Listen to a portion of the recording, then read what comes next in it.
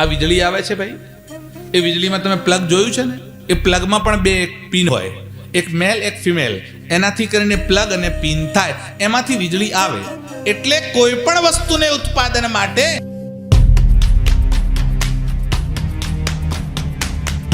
કે બ્રહ્મ કરે શું છે, તો કહ્યું કે એ આટલું કામ કરે છે. 3 કામ, જેમ પહેલા 3 કયા સચ્ચિદાનંદ, આમાં પણ 3 વસ્તુ કરે છે. કઈ 3 વસ્તુ? વિશ્વોત્પત્ત્યાદિ હેતવે, વિશ્વની એટલે આ બ્રહ્માંડની ઉત્પત્તિ કરે છે, સ્થિતિ કરે છે અને લય કરે છે. જો આ આખું બ્રહ્માંડ છે, કોઈનો પણ પેદા કર્યા વગર કોઈ વસ્તુ થતી નથી. નાનામાં નાની વસ્તુ હોય એનો કોઈક ઉત્પાદક છે. આ વીજળી આવે છે ભાઈ, એ વીજળીમાં તમે પ્લગ જોયું છે ને, એ પ્લગમાં પણ બે પિન હોય, એક મેલ એક ફિમેલ. એનાથી કરીને પ્લગ અને પિન થાય, એમાંથી વીજળી આવે. એટલે કોઈ પણ વસ્તુને ઉત્પાદન માટે કોઈની ને કોઈની જરૂર પડે છે. એના વગર એ ઉત્પાદન થઈ શકતું નથી. એટલે પેદા કરનાર કોઈને કોઈ છે, તો આ બ્રહ્માંડ કોઈકે તો બનાવ્યું છે. આટલું મોટું વિશ્વ છે.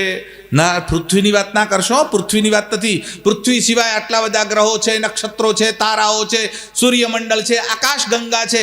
આટલી મોટી વસ્તુઓ બનાવી. અરે પૃથ્વી તો કશું જ નથી એની વિસાતમાં. આ સૂર્યનારાયણ જેને તમે જુઓ છો અને રોજ સવારે સૂર્યનો ગોળો આવે છે ને પ્રકાશ આપે છે, એ કેટલો મોટો છે ખબર છે ભાઈ? આ પૃથ્વી કરતા સૂર્યનારાયણ 13 લાખ ગણા મોટા છે. એટલે પૃથ્વી જો જે છે એને સૂર્ય નામની પેટી બનાવવામાં આવે અને એમાં પૃથ્વીને આમ સફરજનની જેમ ગોઠવવાની હોય, તો 13 લાખ પૃથ્વી સમાય ત્યારે એક સૂર્ય થાય. આટલું મોટું બ્રહ્માંડ આમને આમ બન્યું છે. એનો બનાવનાર કોઈક છે. એ કોણ છે?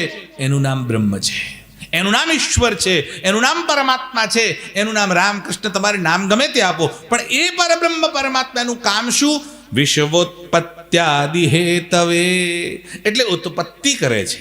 ખાલી ઉત્પત્તિ કરીને છોડી દે છે? ના, પેદા કર્યા પછી એનું પાલન કરે છે. એટલે તમને બનાયા તો બનાવનાર કેટલો મોટો હશે? તમારી સિસ્ટમેટિક વ્યવસ્થા કરી. તમે ખાલી મનુષ્ય શરીરનું જ ઉદાહરણ લઈ લો, કેટલું સુંદર શરીર બનાવ્યું છે. અને આપણે ખાલી બોલીએ છીએ કેટલું સુંદર, એવું નહીં.